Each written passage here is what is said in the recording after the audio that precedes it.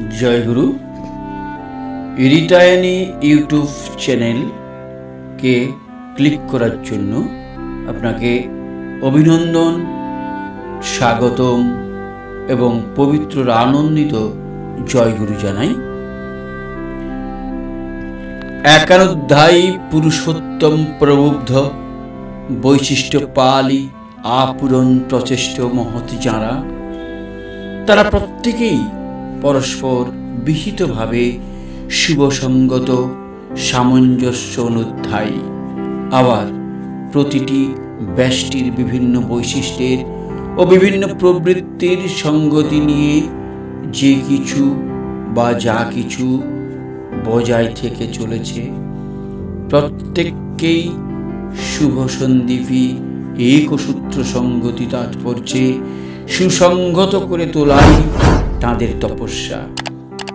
ताई तादेर संसद थेके तादेर दिके नजर करे तारा की नियंत्रणे की विहित हिति तात्पर्ये कोथाय काके केमन नियंत्रित करे केमन नियंत्रण करे तुलछेन ताई देखो।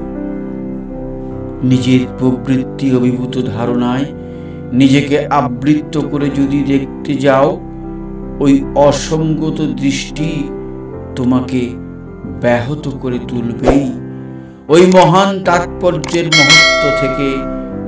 ताई क्रमे क्रमे संग करो ओई अनुध्यायी अभिनिवेशके बाड़ाओ आर तन्नियंत्रणी तात्पर्येर परिप्रेक्षणे निजेके बुद्ध करे तोलो सार्थक हबे नयतो ठकबे आर तोमार ठकार बेकुबी ज्ञान अनेककेई ठकाबे। परम प्रेममय श्री ठाकुर अनुकूल चंद्रेर आदर्श विनायक ग्रंथेर 132 नम्बर बाणी। आजके निवेदन साधन प्रणालीर द्वितीय भाग। आमी पूर्वेई बोलेछि जे এই সাধন প্রণালীর বিষয়টি এত বড় এটা তিনটি পার্টে ভাগ করেছি নাহলে ভিডিওটি অনেক বড় হয়ে যাবে। এমনিতেই বড় হচ্ছে আমার ভিডিওগুলি তাই তিনটি পার্টে ভাগ করেছি। আজকে এই সাধন প্রণালীর দ্বিতীয় ভাগ। যে সকল কাজের মূলে আছে মন এই মনের নিজের কিন্তু কোনো শক্তি নাই। ইহা সুরতের বা আত্মার বা চৈতন্যের শক্তিতে শক্তিমান হয়। মনকে একাদশ ইন্দ্রিয় বা ইন্দ্রিয়ের রাজা বলে তার কারণ চৈতন্য ধারা যুক্ত মনের শক্তিতে ইন্দ্রিয়গণ কার্যকরী হয়। ইন্দ্রিয় দ্বারা যদি মন না যায় তাহলে সে ইন্দ্রিয় নিষ্ক্রিয় থাকে। গীতায় আছে ইন্দ্রিয়ানি পরান্নহুরিন্দ্রিয়েভ্য পরং মনঃ মনসন্তু পরা বুদ্ধির্য বুদ্ধে পরতস্তু স অর্থাৎ দেহ অপেক্ষা ইন্দ্রিয় শ্রেষ্ঠ ইন্দ্রিয় অপেক্ষা মন শ্রেষ্ঠ মন অপেক্ষা বুদ্ধি শ্রেষ্ঠ এবং বুদ্ধি অপেক্ষা আত্মা শ্রেষ্ঠ। এই আত্মাকে হিন্দি ভাষায় সুরত বা রূহ বলে। এই সুরত ধারা বা চৈতন্য ধারা মনকে সঞ্জীবিত করে আর সুরত ধারা যুক্ত মন ইন্দ্রিয়গণকে সঞ্জীবিত করে। তখন স্থূল দেহের ক্রিয়া আরম্ভ হয়। সুরত অর্থে সুযুক্ত রম ধাতু রমণ করা টেন্ডেন্সি অফ ইউনিফিকেশন। মানুষের দেহটা সৃষ্টির অনুরূপ তা প্রথমেই বলেছি।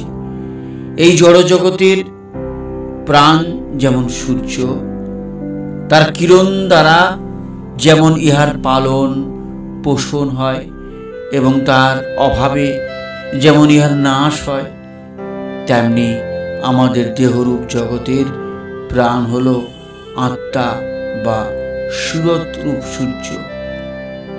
জড়জগতের সূর্য যেমন কোনো এক নির্দিষ্ট স্থান থেকে তার কিরণ দ্বারা ব্যাপ্ত হয়ে জগতের পালন পোষণ করেন, আমাদের দেহেও আত্মা সেইরূপ কোনো নির্দিষ্ট স্থানে থেকে তার ধারা বা কিরণ দ্বারা সমস্ত দেহে ব্যাপ্ত হয়ে পালন পোষণ করছেন। এই সুরতই জ্ঞান ও আনন্দের ভাণ্ডার। সুরত বা চৈতন্য ধারার অভাবে আমাদের কোনো জ্ঞান বা আনন্দ লাভ হয় না। দৃষ্টান্ত, মনে করুন একটা সন্দেশে মিষ্টতা আছে, আর তা আমরা জিহ্বার দ্বারা আস্বাদন করতে পারি ও মিষ্ট আস্বাদন হেতু আনন্দ পেতে পারি। কিন্তু আমাদের জিহ্বাতে যে চৈতন্য ধারা আছে, ওই চৈতন্য ধারার যদি অভাব হয়, অর্থাৎ জিহ্বাতে যদি পক্ষাঘাত হয়, তাহলে সন্দেশে মিষ্টতা থাকা সত্ত্বেও তা অনুভব হবে না। জাগ্রত অবস্থায় আমরা যা অনুভব করি, সুষুপ্তি অবস্থাতে তা অনুভব করা যায় না, কারণ সুরত ধারা ওই অবস্থাতেই আংশিকভাবে ঊর্ধ্ব দিকে, ভেতরের দিকে সরে যাওয়ায়, উইথড্র হওয়ায় দেহটা আর জাগ্রত অবস্থায় থাকতে পারে না, জ্ঞানের অভাব হয়। কিন্তু আমরা যদি সাধনার দ্বারা ওই সকল অবস্থাতে নিজেকে জাগ্রত রাখতে পারি, তাহলে ওই সকল অবস্থাতে জাগ্রতের ন্যায় তথাকার পূর্ণ জ্ঞান ও আনন্দ উপভোগ করতে পারি। হিন্দি পুস্তক মহারাজ সাহেবের বচনে আছে, संत फरमाते हैं कि रास्ता घट में है जैसे जागृत में स्वप्न और सुषुप्त में जाते हैं, मगर वह गाफिल हो जाते हैं। उसी रास्ते चलना होता है। नींद में बेहोश और बेख्तियार जाना होता है, अभ्यास में बाहोश और बेख्तियार जाना होता है। অর্থাৎ সন্ত বলছেন, যে রাস্তা দেহের মধ্যে যেমন জাগ্রত থেকে স্বপ্ন বা ও সুষুপ্তিতে যায়, কিন্তু ওখানে অজ্ঞান হয়ে যায়, ওই রাস্তা দিয়েই যেতে হয়। নিদ্রাতে বেহুশ ও অবশ হয়ে যায়, আর অভ্যাসে সজ্ঞানে ও সবশে যেতে পারা যায়। সৃষ্টির স্বাভাবিক নিয়মে আমরা প্রত্যহই ওই অবস্থাতে যাই বটে, কিন্তু অজ্ঞান ও অবশ হয়ে যাই। আর সাধনার দ্বারা মন ও সুরতকে আয়ত্ত করে আমরা ওই অবস্থাতে সজ্ঞানে ও সবশে যেতে পারি, এবং যখন যে স্তরে যাই বা থাকি, তখন সেই স্তর অনুযায়ী ভাবে তদ্ভাবিত হতে পারি। যে অভ্যাসে এই মন ও সুরতকে আয়ত্ত করে আদি পদে পৌঁছানো যায়, সেই অভ্যাসকে সুরত শব্দ যোগ বলে। এখানে আমরা দুটি কথা পেলাম, সুরত আর শব্দ। সুরত অর্থে আত্মা, আর শব্দ অর্থে আদি অনাহত নাদ বা কম্পন। যেখানে সুরত ধারা প্রবাহিত, সেখানে শব্দ আছেই। Where there is spirit, there is sound, অর্থাৎ যেখানে চৈতন্য সেখানেই শব্দ। এই নাতি শাস্ত্রে বীজ রূপে বর্ণিত হয়েছে। ইয়াকে ধন্যাত্মক নামও বলে। এই আদি নাদি স্তর ভেদে রূপান্তরিত হয়ে কোথাও রং, কোথাও ওম, কোথাও স্টং, কোথাও বা হেরিং রূপে প্রকাশিত হয়েছে। উহা অতীত, উহা ব্যতীত অন্যান্য শব্দ যেমন ঘণ্টা, শঙ্খ, বংশী, মেঘ গর্জনাদির নামও শ্রুত হয়।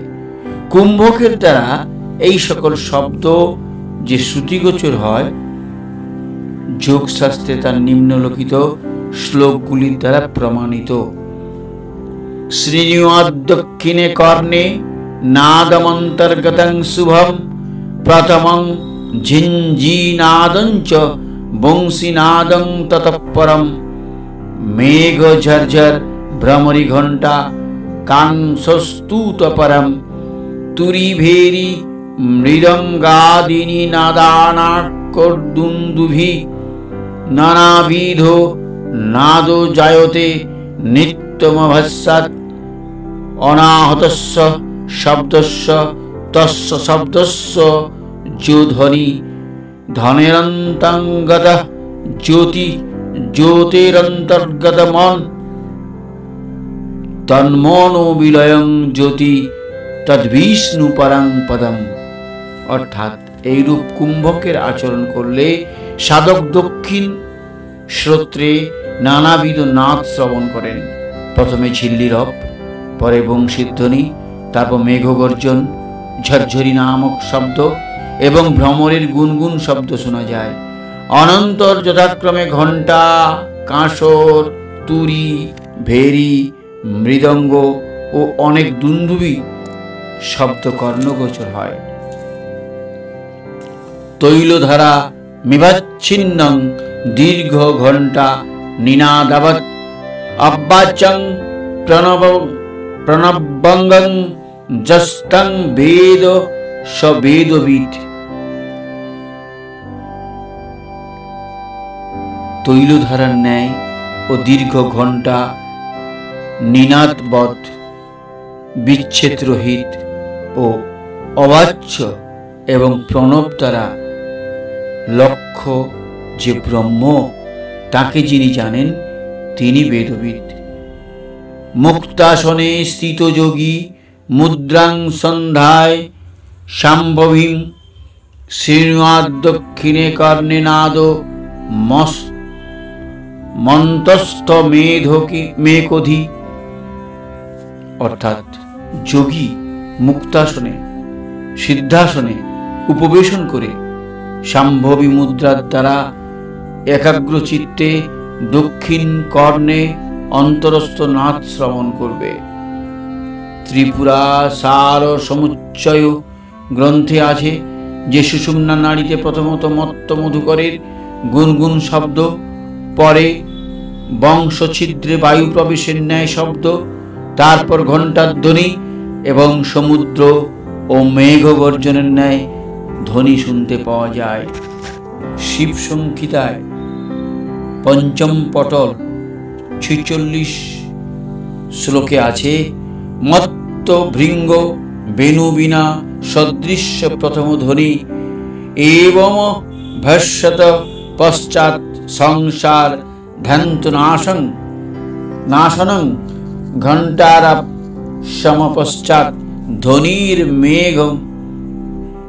মেঘরবপম নাদ সদৃশলয়ং। অর্থাৎ যখন নাদ প্রত্যক্ষ হয় সে সময় অগ্রে ঝিল্লিরব, মত্ত ষটপদ ধ্বনি, বীণাবাদ্য ও বেণুবাদ্য তুল্য ধ্বনি শ্রুত হতে থাকে। এইরূপ অভ্যেস করতে করতে পরে সংসারান্ধকারক নাশক ঘণ্টারব সদৃশ শব্দ ও মেঘগর্জনের ধ্বনি শ্রবণগোচর হয়। নাদ সদৃশ্য লয় সাধক আর কিছুই নয়। এখানে একথা বলা বিশেষ প্রয়োজন যে পিণ্ড দেশে ষটচক্রের মধ্যে যে সমস্ত শব্দ শোনা যায় উহা উপরকার মণ্ডলের অর্থাৎ ব্রহ্মাণ্ডের ছায়া ও প্রতিধ্বনি মাত্র। প্রকৃত শব্দ ব্রহ্মাণ্ডে ও দয়াল দেশে, সৃষ্টির ও দেহের নিম্ন দেশে বহু মিশ্রিত শব্দ পাওয়া যায়। প্রকৃত ঘণ্টা, শঙ্খ ও মেঘগর্জনের ন্যায় ধ্বনি দ্বিতীয় বিভাগে অর্থাৎ ব্রহ্মাণ্ডে শ্রুত হয়। তৎ ঊর্ধ্বে বংশীয় বীণা ধ্বনি পাওয়া যায়। কোন ধ্বনি বর্জনীয় ও কোন ধ্বনি গ্রহণীয় তা গুরুমুখে জানা আবশ্যক। সুরত আদিতে সেই পরম পুরুষের চরণ থেকে নির্গত হয়ে স্তরে স্তরে সৃষ্টি করতে করতে পিণ্ড দেশে নেমে এসে দেহ, মন, ইন্দ্রিয় ও দেহ সম্বন্ধী পদার্থের সহিত আসক্তিবশত বন্ধন প্রাপ্ত হয়েছে। আর যতদিন সুরত এই সকল বন্ধন থেকে মুক্ত হয়ে উল্টে উপরোক্ত স্তর ভেদ করে তার আদি পদে না পৌঁছাতে পারে, ততদিন তার পূর্ণ মুক্তি হয় না। এই রূপে উল্টে যাওয়ার নাম যমুনার উজান বহা বলে। সুরত বা চৈতন্য ধারা যখন উলটে পরম পুরুষের দিকে অভিসার করে, তখন সে হয় রাধা। রাধা উল্টে দিলে ধারা, সুরত ধারা, আবার রাধা। এই উলটে যাওয়াটা তার তখনই সম্ভব হয় যখন শ্যামের বাঁশিতে তার ডাক পড়ে। যে শব্দ বা অনাহত নাদের কথা বলা হয়েছে তাই ওই বাঁশি। আকর্ষণ ও প্রেম ইহার স্বরূপ। এখানে একথা যেন কেহ মনে না করেন যে উপরোক্ত বর্ণনা দ্বারা শ্রীকৃষ্ণের নরলীলাকে অস্বীকার করা হয়েছে। তার স্থূললীলা সূক্ষ্মের অনুরূপ। চুম্বকে যেমন আকর্ষণ ও বিকর্ষণ দুইটি শক্তি আছে, এবং আকর্ষণ শক্তি যেমন চুম্বক থেকে নির্গত হয়ে দূরের লৌহখণ্ডকে টেনে এনে তার উৎপত্তি স্থানে চুম্বকে যুক্ত করে, সেইরূপ এই অনাহত নাদের মধ্যেও আকর্ষণ এবং বিকর্ষণ এই দুটি শক্তি আছে। আকর্ষণ শক্তি উপরে ভেতরের দিকে আপওয়ার্ড অ্যান্ড ইনওয়ার্ড, এবং বিকর্ষণ শক্তি নিচে বাইরের দিকে ডাউনওয়ার্ড ও আউটওয়ার্ড। বর্তমানে জীব এই বিকর্ষণ শক্তিতে পড়ে বহির্মুখী হয়ে আছে। এখন তাকে কোনো প্রকারে যদি আকর্ষণ শক্তির সহিত যুক্ত করে দেওয়া যায়, তাহলে ওই শক্তি তার উৎপত্তি স্থানে পরম পদে পৌঁছে দিতে পারে। এই অনাহত নাদের সহিত সুরতের যোগ করাকে সুরত শব্দ যোগ কহে। এই যোগের অভ্যেস এত সরল ও বিঘ্ন শূন্য যে ইহা 7-8 বৎসরের বালক বালিকা হতে 80 বৎসরের বৃদ্ধ পর্যন্ত, স্ত্রী হোক বা পুরুষ, আর মূর্খ হোক বা পণ্ডিত, অনায়াসে সংসার আশ্রমে থেকে নিজ নিজ পেশা বজায় রেখে করতে পারে। প্রাণায়াম প্রভৃতি কঠিন কঠিন অভ্যেসের ন্যায় ইহাতে কোনো ভয়ের কারণ নাই। কেবলমাত্র তাহার এবং ব্যবহারের নিম্নলিখিত নিয়মগুলি প্রতিপালন করা বিধেয়। 1. মৎস্য, মাংস, ডিম, কাঁকড়া, পেঁয়াজ, রসুন এবং অন্যান্য দেহের অনিষ্টকর পদার্থ খাওয়া নিষেধ। সকল প্রকার নেশা বা মাদক দ্রব্য বর্জনীয়। চা না খাওয়া ভালো, তো নিষেধ নেই, তবে না খাওয়া ভালো। 3. আহার দিবসে 1/4 কম এবং রাত্রে অর্ধেক। 4. কোন প্রকার বেশভূষার বিশেষত্ব নাই, যাহার যেমন সামাজিক বেশ তাই ব্যবহার্য। 5. হিন্দু, মুসলমান, খ্রিস্টান, জৈন, বৌদ্ধ যে কোনো সম্প্রদায়, জাতি বা বর্ণ নির্বিশেষে অভ্যাস করতে পারেন। প্রত্যেকেই নিজ নিজ সামাজিক ব্যবহার নিষিদ্ধ হার বাদে রক্ষা করতে পারেন। 6. জুয়াচুরি, ঘুষ, পর্দার পরনিন্দা, মিথ্যা কথা, দেশ, হিংসা, ক্রোধাদি অথবা যে কোনো কার্য মনে সংকীর্ণতা আনে তা করা অকর্তব্য। 7. কায় মন ও বাক্য দ্বারা সকলের সন্তোষ বিধান করা কর্তব্য। 8 সকলের সহিত দীনতা ও মিত্র ব্যবহার করা এবং দয়া, ক্ষমা, সরলতা প্রভৃতি সদ্ভাবে মনকে অভ্যস্ত করা বিধেয়। নিজের স্ত্রী ভিন্ন অপর স্ত্রী মাত্রকেই মাতৃভাবে দর্শন করা আবশ্যক। অপরের দোষ দর্শন করা কর্তব্য নয়। 10 নম্বর। 11 নম্বর, পাপীকে ঘৃণা করা অনুচিত, পাপকে ঘৃণা করবে। আর শেষে 12 নম্বর, প্রেমের দ্বারা সকলকে বশীভূত করবে। অনেকের ধারণা যে আহারের সঙ্গে ধর্মর কোনো সম্বন্ধ নাই, যা ইচ্ছাতেই বা যার তার দেওয়া অন্ন আহার করা যায়, যাতে তাতে ধর্মের কোনো ক্ষতি হয় না। একথা কিন্তু ভুল। আহারের সঙ্গে ধর্মের বিশেষ সম্বন্ধ আছে, কারণ আহার অনুযায়ী চিত্তের গঠন হয়। আমাদের হিন্দু শাস্ত্রে পরান্ন ভোজন অনেক ক্ষেত্রে নিষেধ আছে। পরমার্থ লাভেচ্ছু ব্যক্তিগণের পক্ষে আহারের সংযম রক্ষা করা নিতান্ত দরকার, কারণ আহার চিত্ত শুদ্ধি করার একটা প্রধান অঙ্গ। নির্বিচারে অপরের অন্ন, বিশেষত ডাল ও ভাত আহার করা কর্তব্য নয়, কারণ ইহারা ভাববাহী, অর্থাৎ খাদ্য প্রস্তুতকারীর ভাব অনুযায়ী ভাবে প্রস্তুত খাদ্যগুলিও তদ্ভাবিত হয় এবং ইহা আহারকারীর মধ্যে সেই ভাব সঞ্চারিত হয়। অনেক সময় দৃষ্টিদোষও ঘটে, যাকে সাধারণ ভাষায় নজর লাগা বলে। তাই অন্যের দেওয়া খাদ্য খাওয়া ক্ষতিকর হয়। হিন্দি পুস্তক মহারাজ সাহেবের বচনে আছে, অভ্যাস করনে ওয়ালে কো হরক শख्स का खाना बेतकल्लुक ग्रहण करना नहीं चाहिए, क्यों कि इधर उधर का खाने से मन चंचल हो जाता है। অর্থাৎ অভ্যাসী দিকের যার তার দেওয়া খাদ্য নির্বিচারে গ্রহণ করা উচিত নয়, কারণ এরূপ খাইলে মন চঞ্চল হয়ে যায়। গীতাতে আহারযোগ্য, তপস্যা ও দান যে 3 প্রকারের, অর্থাৎ সাত্ত্বিক, রাজসিক ও তামসিক, তা বিশেষভাবে দেখিয়েছেন। 17 অধ্যায়ে 7 থেকে 28 নম্বর শ্লোক 10 নম্বর।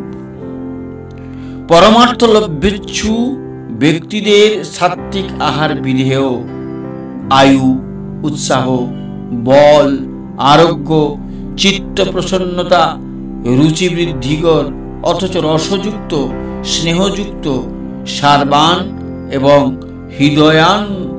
হৃদয়ানন্দকর আহার সাত্ত্বিক ব্যক্তির প্রিয়। অতি কটু, অতি লবণ, অতি অম্ল, অতি উষ্ণ, অতি তীক্ষ্ণ, অতি রুক্ষ ও অতি বিধেয়ী দ্রব্য রাজসিক ব্যক্তির প্রিয়।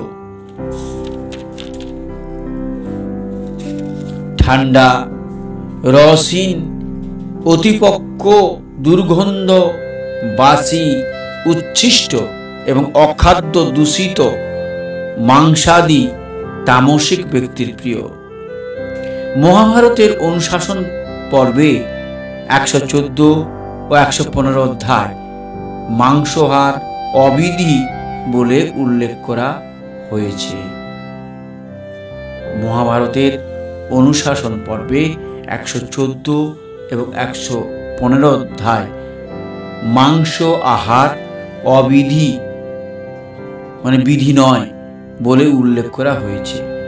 মাছ মাংস খেলে যে জাত যায় তা নয়, উহা খেতে নিষেধ করার কারণ এই যে উহা খেলে দেহের ভেতর একটা টক্সিন নামক বিষ সৃষ্টি হয়, তাতে দেহের অনিষ্ট করে, মস্তিষ্কের কোষগুলিকে চঞ্চল করে তোলে এবং অবসাদগ্রস্ত করে, কাজেই সাধনার বিঘ্ন হয়, নাম ও ধ্যান ভালো হয় না, মন বহির্মুখী হয়, তাছাড়া আর একটা বিশেষ কথা, এই যে মানুষের দেহের সেলস বা কোষগুলি হলো অ্যানিমেল সেলস বা জৈব কোষ, আর আমরা যদি অপর অ্যানিমেল সেল বা জৈব কোষ মাছ মাংসাদি ভোজন করি, তাহলে বাহিরের অ্যানিমেল সেলস জৈব কোষগুলি ভেতরে গিয়ে ভেতরের অ্যানিমেল সেলস বা জৈব কোষগুলিকে অ্যাটাক করে মানে আক্রমণ করে, একটা বিরোধ উপস্থিত করে।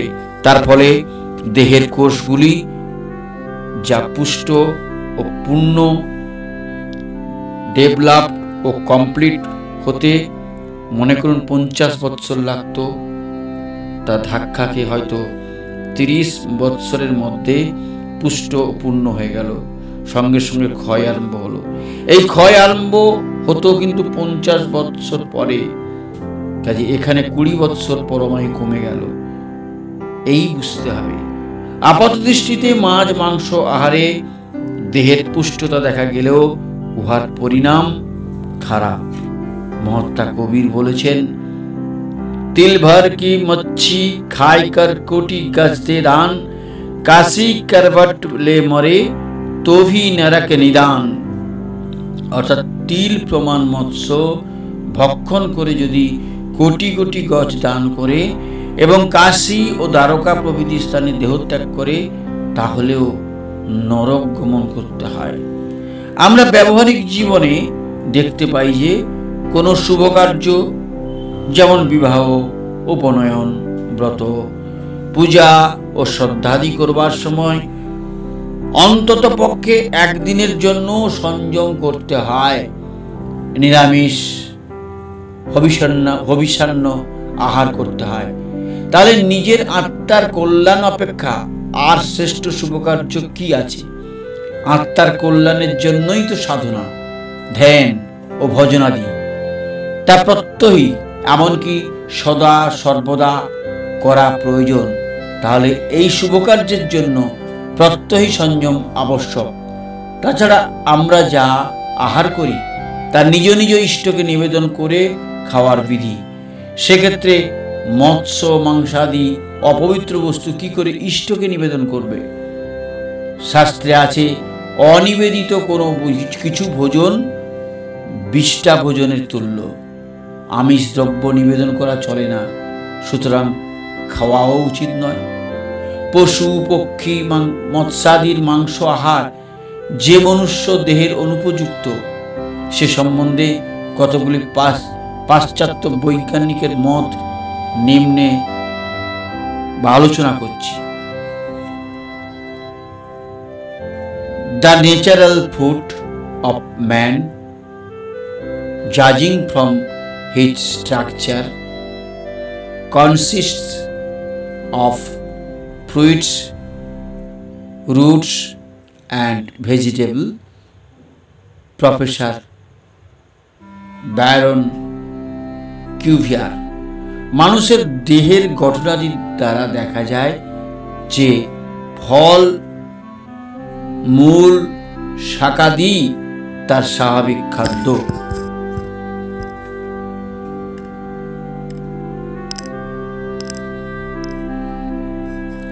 No physiologist would dispute with those who maintain that man ought to live on vegetarian diet.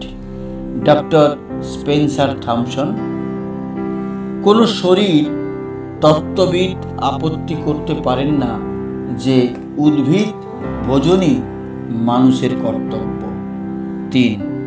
Certainly man was never made to be a carnivorous animal. Professor Roy. কিছুতেই মানুষ মাংসাশী জীব রূপে সৃষ্ট হয় নাই। 4. It is a vulgar error to regard meat in any জারি সন্ন্যাসীকে গঞ্জিকা সেবন করিতে দেখা যায়। তারা বলেন চিত্তের একাগ্রতা রাখাই তাদের উদ্দেশ্য, কিন্তু মাদক দ্রব্য মাত্রেই ক্ষণিকের জন্য চিত্তের একাগ্রতা আনে কিনা জানি না, তবে উহা যে অতিশয় অনিষ্টকর ও অবসাদ উৎপাদক তার সকলেই বোধহয় প্রত্যক্ষ করেছেন ও করছেন। বিশেষ প্রমাণের আবশ্যকতা নেই। মহাত্মা কবির বলেছেন, ভাং ভকে বল বুদ্ধি আপু আহমক সোয়, দো অম্लन औगुण कहा ज्ञानवंत नर जोय। औगुण कहूं शराब का, ज्ञानवंत सुन ले ओ, मानुष से पशुआ करे द्रव्य गांठ का दे। অর্থাৎ ভাং, সিদ্ধি ও গাঁজা বল বৃদ্ধি হরণ করে, আফিং মানুষকে আহম্মক করে। জ্ঞানবানেরা এই দুটিকে নিন্দা করেছেন। জ্ঞানবানেরা মদ্যকেও নিন্দা করেছেন, কারণ মদে মানুষকে তার নিজ খরচে পশু তৈরি করে। ফলকথা, মস্তিষ্ক স্নিগ্ধ, সতেজ ও গ্রহণক্ষম না থাকলে পরমার্থ লাভ অসম্ভব। কাজে কাজেই উদ্দেশ্য সফল করবার জন্যই আমিষ আহার, মাদক দ্রব্য ব্যবহার নিষিদ্ধ। আগেই সুরত শব্দ যোগের 6টি অঙ্গ যথা সদ্গুরুর প্রতি একান্ত ভক্তি ও বিশ্বাস, 2 সদ্গুরু প্রদত্ত নাম জপ, 3 সদ্গুরুর ধ্যান, 4 ভজন বা শব্দভ্যাস, 5 সেবা, 6 কীর্তন। ইয়াদের মধ্যে সদ্গুরুর প্রতি ভক্তি ও বিশ্বাস মুখ্য। বাকি 5টি সদ্গুরু ভক্তি লাভের উপায় মাত্র। মহাত্মা কবির বলেছেন, क्या हिंदू क्या मुसलमान क्या ईसाई जैन, गुरु भक्ति पूरन बिना कोई ना पावे चैन। गुरु भक्ति दृढ़ के करो पीछे और उपाय, बिन गुरु भक्ति मोह चक कभी न काटा जाए। मोटे बंधन जगत के गुरु भक्ति से काट, जीने बंधन चित्त के काटे नाम परताप। मोटे जब लग जाए नहीं जीने कोई से जाए, ताते सबको चाहिए नीत गुरु भक्ति कमाए। अर्थात की हिंदू, की मुसलमान, की ख्रिस्टान, की जैन, प्रकृत गुरु भक्ति भिन्न केउई शांति पेते पारे ना। सुतरां प्रथमे दृढ़ गुरु भक्ति कराई प्रयोजन, अन्य उपाय पश्चाते। गुरु भक्ति भिन्न जगतेर मोह काटे ना। जगतेर मोटा बंधन गुरु भक्तिर द्वारा काटे एवं चित्तेर सूक्ष्म बंधन नामेर प्रतापे केटे जाए। मोटा बंधन যতক্ষণ ना जाए सूक्ष्म बंधन जाबे कि करे। सुतरां सकलेरই गुरु भक्ति लाभेर चेष्टा करा कर्तव्य। আগেই বলেছি যে সদ্গুরু ভগবানের সাকার মূর্তি আর সর্বব্যাপিত্ব বা নিরাকারত্ব তারই একটি দিক, এসপেক্ট, অনুভব যোগ্য। তার সবখানি দেখা হলে ভগবত্তার জ্ঞান হয়। তিনি বিশেষ চৈতন্য যুক্ত নরবিগ্রহ, কিন্তু জীব তার মানুষ দিকটা দেখে, চৈতন্যের দিকটা দেখতে পায় না। তাই তাকে শুধু মানুষ বলে মনে করে। তার মানুষ দিকটার উপর খুব ভালোবাসা, অ্যাটাচমেন্ট হলে তিনি দয়া করে তার বাকিটা দেখিয়ে দেন। তখনই জীব তাকে ভগবান বলে বোধ করে। ভালোবাসায় তো গোপন থাকে না, তাই ভক্তের কাছে তিনি তার সবখানি দেখিয়ে ফেলেন। শ্রীকৃষ্ণের যুগেও এইরূপ ভালোবাসার মধ্য দিয়ে গোপীরা তাকে জানতে পেরেছিলেন।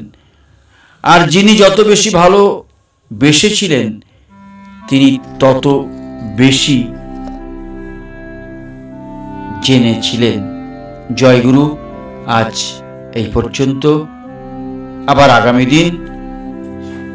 দিন এই সাধন প্রণালীর 3য় পাঠ। সবাই ভালো থাকবেন। জয় গুরু। বন্দে পুরুষোত্তম।